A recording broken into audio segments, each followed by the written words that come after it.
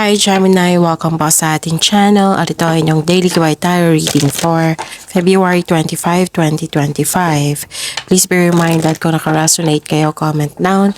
Kung hindi kayo naka-resonate, ibigay niyo po sa iba kasi channel reading po ito.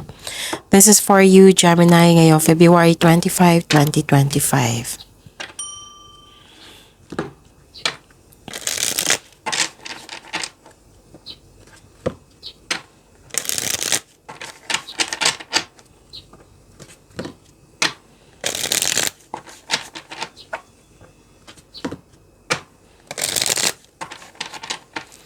Para po ito sa inyo, Gemini, ngayong February 25, 2025.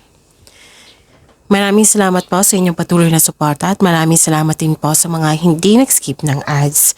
Gamitin ang reading na ito bilang gabay lamang sa mga hindi pa nag-subscribe. Subscribe na po kayo at click bell notification para malaman nyo na may bago tayong video. Para sa mga gustong magpa-reading po, may lumabas dyan sa screen nyo ngayon. Panoorin nyo po at sundin ng instruction. Spirit's Guide, mga ganap po para kay Gemini ngayong February 25, 2025. I need 3 cards po.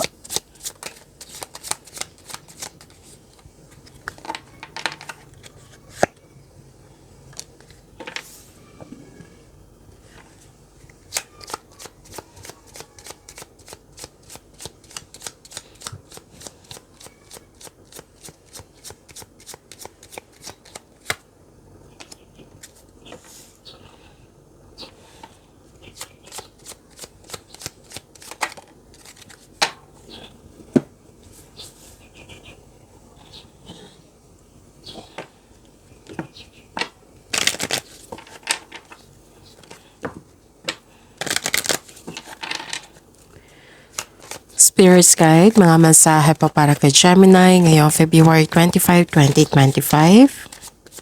I need 2 cards po.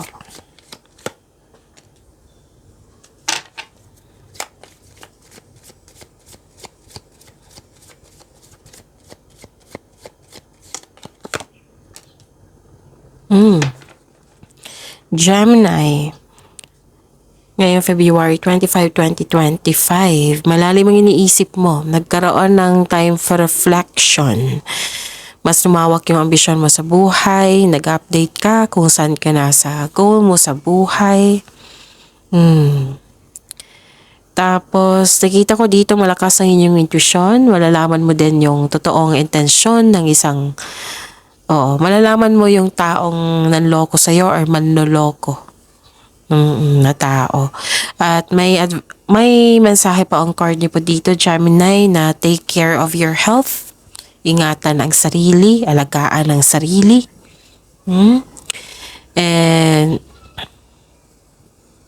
nakita ko dito, Gemini, na may nararamdaman kayong bigat. Pwedeng not feeling well kayo nung nakaraang araw. Pwedeng na-stress kayo. Pwedeng nagkaroon ng anxiety or may pasaway.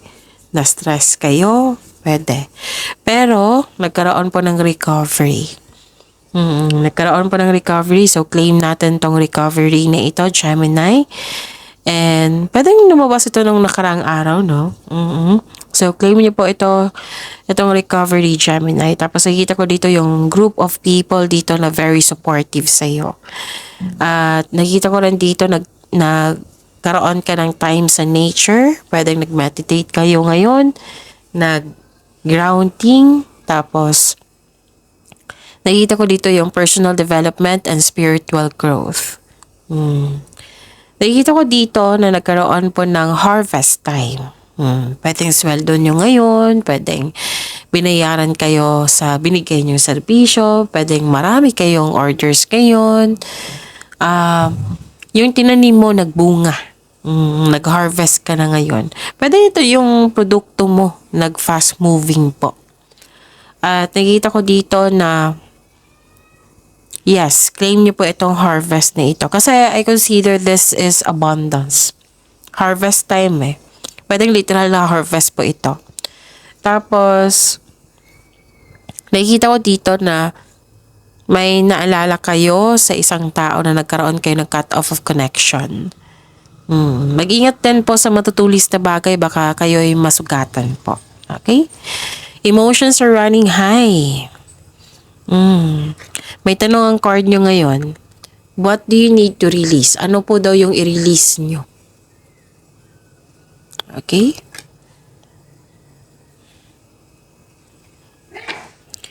Spirits Guide, ano po yung energy ni Gemini ngayong February 25, 2025?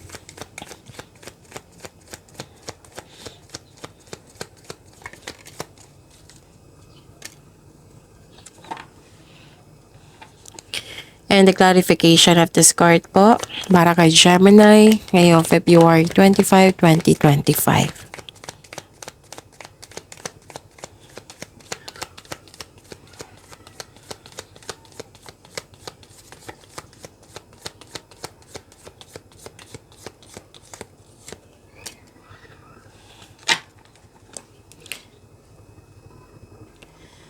Kung may narinig kayo or may nakita kayong repeating message, meaning to say pinupush ng cards niyo yan kasi ang ilan sa inyo hindi pa binigyan ng atensyon. Na kung maaari din po, bigyan niyo po ng solusyon at aksyon. Remember, Gemini, at the end of the day, alam mo na ikaw lang taong may kakayahan at responsable na gumawa ng sarili mong katotohanan at kinabukasan. So, ano yung energy ni Gemini? This is wealth, this is family, and inheritance. May completion of cycle na naganap. Maaring makatanggap ka ng mana, pensyon, retirement, o masaganang ani ng buhay. So, ito yung lumabas sa inyong oracle card kanina. Yung sabi ko sa inyo na may harvest. Oo. Nag-ani, umani. Masaganang ani ng buhay. So, claim nyo ha. Nag-clarify po siya from your oracle cards sa tarot cards nyo. And you deserve this harvest time. Gemini, kasi naging masipag kayo sa araw-araw. Naging productive kayo. Yan yung sabi ko sa inyo na huwag kayong huminto. Kung hindi kayo pagod, huwag kayong huminto. Pag magiging productive pa rin para may ani tayo sa susunod na araw. Ito na yung resulta sa inyong sipag po. Sa inyong tiyaga. Gemini. So, you deserve this harvest time. Okay? Tapos, nakita ko dito na Gemini na nag-spend time ka sa iyong family. Or sa group of people. Most likely, family to eh. And, okay. Yung sabi ko sa inyo na may, di ba, may nag-harvest, may pwedeng sweldo nyo, binayaran kayo sa binigay nyo servisyo. Ito yung sabi dito sa tarot cards nyo na may natanggap kayong pera. Na nag-spend time ka sa family, nag-save ka para sa iyong sarili, nag-save ka para sa iyong family. May tutulungan ka din na isang tao. Oo. Na para matuloy yung layunin niya sa buhay, matupad niyo yung layunin sa buhay. For example, ito ay isang pamangkin mo or apo mo na nakita mo yung na nag-discuss siya sa inyo yung plano niya sa buhay. So, susuportahan mo siya. Nag-save ka rin kasi gusto mo siyang suportahan. Pwede din hindi to sa pera. Pwede din sa isang bagay or sa isang kaalaman. Basta may tutulungan ka sa family mo para mas lumago. Oo. Yung nag-level up ka, gusto mo rin mag-level up siya. So, I consider that is generosity kasi hindi ka madamot. Share mo yung blessing sa pamilya mo. And okay. Ang ilan sa inyo dito may planong magtayo ng negosyo? Oo. Lalo na sa family mo, oo, na nag-uusap kayo. Kasi kitang-kita ko dito na group of people eh. 'Di ba? Sabi ko sa inyo most likely family to. Maaaring nag-uusap kayo for business. For magbuo kayo ng business. Or let's say na may layunin ka na diniscuss mo sa iyong family tapos susuportahan ka nila, pwede din yung sabi ko kanina sa inyo na may nag-discuss sa inyo na susuportahan mo siya. Okay? But may alok din dito Gemini. Business partnership with your close friends.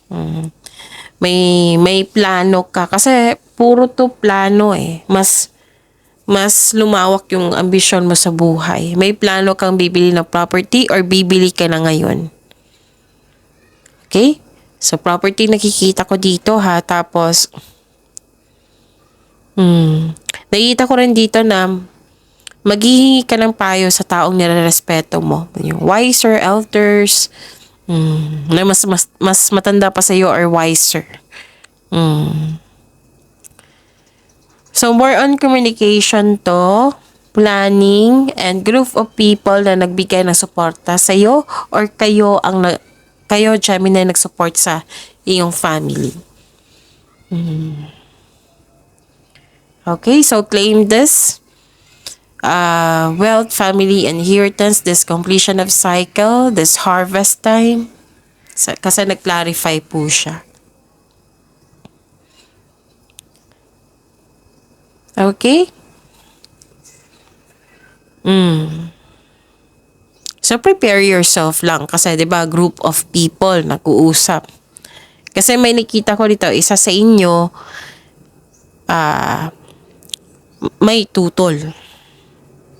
Pero at the end of the day, nakita ko naman dito na group of people, marami na sasang-ayon sa iyo or ikaw ang sasang-ayon. May prepare yourself lang dito kasi may tutol. Like, may tutol dito sa traditional. Like, yung kaninang example ko na, hindi to siya example kasi may nakita talaga akong bibili ng property. Bumili ng property or bibili ng property. Pwedeng may tutol kasi may lumabas dito na may tutol. Pwede din na tutol ito sa kasal. Pwedeng tutol sa pagkikipagrelasyon sa taong gusto mo. Tutol sa, let's say, may gustong mag-board exam or masteral. O may tutol. Pero sabi po ng card nyo dito,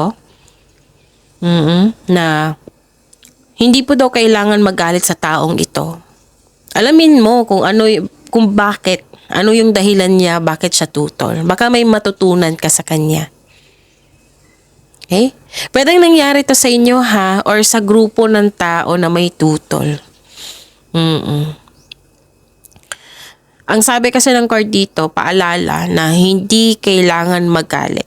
Hindi kailangan mag-away. Hindi kailangan magalit. Alamin mo kung ano yung rason niya. Baka may matutunan kayo. Lalo na sa experience kasi may matutunan tayo sa experience na yan. Para maiwasan awareness. But the end of the day, 'di ba? Kung ano yung desisyon natin, yun talaga yung ma-follow kasi tayo ang harap niyan, Gemini. Siguraduhin mo lang magkaroon ng konkretong plano para confident ka talaga. Kung napanghinaan ka ng loob ng dahil sa tutol, sabi po ng card dito, hindi naman po daw kailangan na maapektuhan kayo. Lalo na't may manindigan kayo sa inyong desisyon. Normal talaga yan na may tutol. Oo, alamin niyo muna ha kung ano yung experience niya para matutunan mo rin. Hindi po daw kailangan magalit. Okay? Kumbaga, ang sabi ng card dito, be open-minded. Huwag mong sayangin yung energy mo sa taong tutol kasi not everybody, we cannot please everyone. Kasi may mga dahilan tayo, may mga dahilan din yan sila. Mag-usap ng tama. Spirits Guide, Career and Money po ni Gemini ngayong February. Check ko muna yung date ha para tamang-tama. February 25, 2025.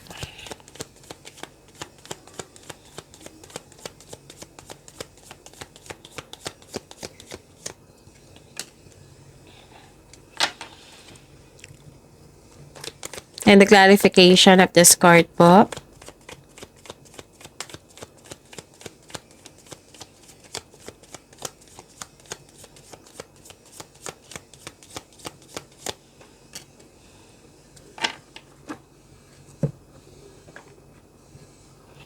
Sa career and money ni Gemini,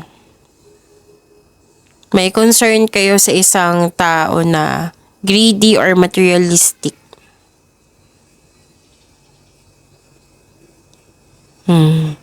May ano dito, ganap. Pwedeng hindi kayo ito na concern mo, pwedeng kayo rin ito. Yung parang may pinipilit dito para may makuhang resulta. So, dapat aware tayo niyan ha. Pay attention tayo sa mensahe ng card mo. Pushing forcefully to see the results na hindi kailangan. Kailangan one at a time. Let's say, nag-rush kayo. O, huwag kayong mag-rush kasi mabiburn out kayo niyan eh. Okay? Tapos, okay. Pay attention, baka mapagkasta kayo ngayong araw na ito. Pwede din na ibang concern ito sa loss of money. Kasi may lumabas dito na loss of money po. Okay, so pay attention po kasi sayang, pinaghirapan niyo po itong money na ito. Kasi may lumabas ito ng money and money here. Tapos dito, loss of money. Pwedeng na dumating yung pera tapos nagasta or na nalaan na sa isang proyekto, pwede. So, pay attention lang. Pay attention kasi sayang naman. Baka hindi to planado ito eh. So, this is loss of money. Pwedeng ninakaw, nawala, nagasta, kinuha, na damage. Kung may balak kayong maggasta ng malaking pera sa araw na ito, pay attention talaga. Pagpaplano po ay kailangan. Kasi ayaw ng card nyo po na maging disbalansin yung pera nyo. Ayaw ng card na magsisisi kayo. So, pay attention, Gemini, ha? Ano pa? Pwede din na walang nangyari sa money po. Kundi, concern sa isang tao na hindi marunong mag-handle ng money. Kasi may greedy dito, may self-centered na tao.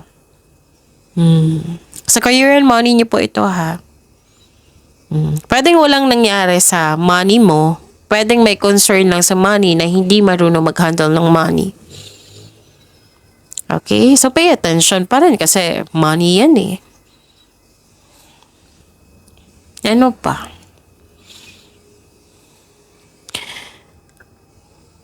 Okay. May ano dito, may chismis. Nang dahil sa chismis, nawalan kayo ng panatag. Sabi po ng card niyo po dito na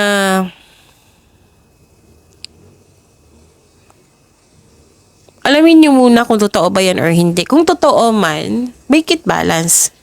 Pay attention, be ready. Be ready po. Make it balance your emotion. Kasi nawalan ka ng panatag ng dahil sa chismis na ito. Alamin niyo muna ha kung totoo ba yan or hindi, Gemini. Tapos, pag-isipan niyo ng mabuti. Worth it ba? Pag-isipan, worth it ba? Nabibigyan ko ng time ito? Na mag-spend ka ng energy sa ganitong bagay? Tapos, at the end of the day, hindi pala totoo, di ba? So, alamin niyo muna kung totoo ba yan or hindi. Pag-isipan ng mabuti. Kailangan kasi dito, kanina pa tong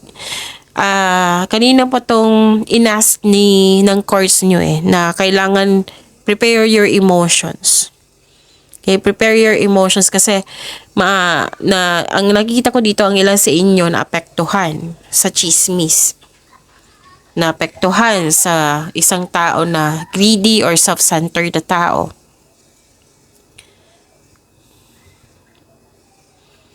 Okay.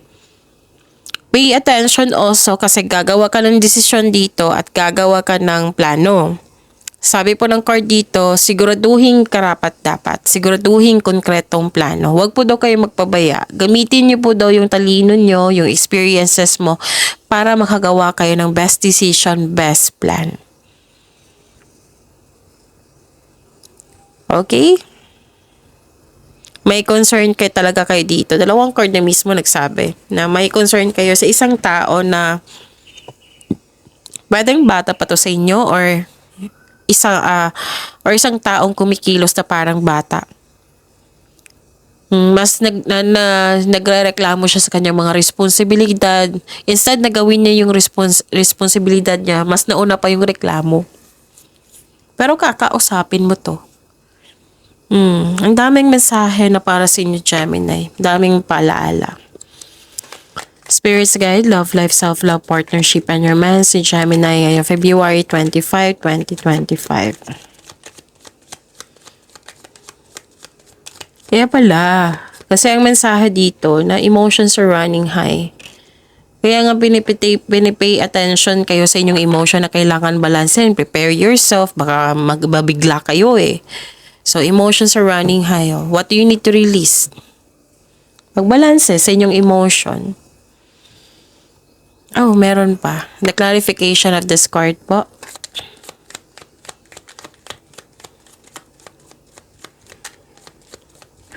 Maraming salamat po sa patuloy na tiwala, suporta sa ating channel at maraming salamat din po sa mga hindi nag-skip ng ads. Okay, this is expansion and growth. Okay. You've met someone exciting through friends or sa mga activities para sa mga single dyan. Sa mga may relasyon sa buhay mag-asawa, this is the time na magkaroon kayo ng travel plans or meeting someone special while on vacation. Magkaroon ng gathering with friends or mag-participate kayo sa isang group of activity. Another card na naman, group of people. Na mag-spend time kayo sa isang group of people. Actually, harvest time pa rin. Oo, harvest din to. 1, 2, 3. Harvest pa rin to. Growth and expansion ha. Claim nyo po ito. Tapos, may... Okay. Sa mga single dyan, ang ilan sa inyo hindi pa ready. Ayaw mo ng commitment. May ibang maliligaw na friend zone mo. Yung gusto mo mag-focus muna sa inyong sarili, sa inyong career. Sa mga may relasyon sa buhay mag-asawa, naiisip, bakit naman? Ang ilan sa inyo dito, hindi to, ang general reading to ha, hindi po to para sa lahat. Ang ilan lang sa inyo, nag-iisip dito, kung worth it ba magstay kasi ilang years na kayo magka-relasyon, wala pang pag-level up. Kahit sa mga asawa to ha, may iniisip na ganito. Time for reflection pa rin ang kailangan dito. Take time to reflect and surrender to the present moment as fully as you can. So, pag-imanin niyo po yung blessings na binigay sa inyo, Gemini, please like, subscribe, and click bell button for notification para updated po kayo sa daily tarot reading natin. Maraming salamat po.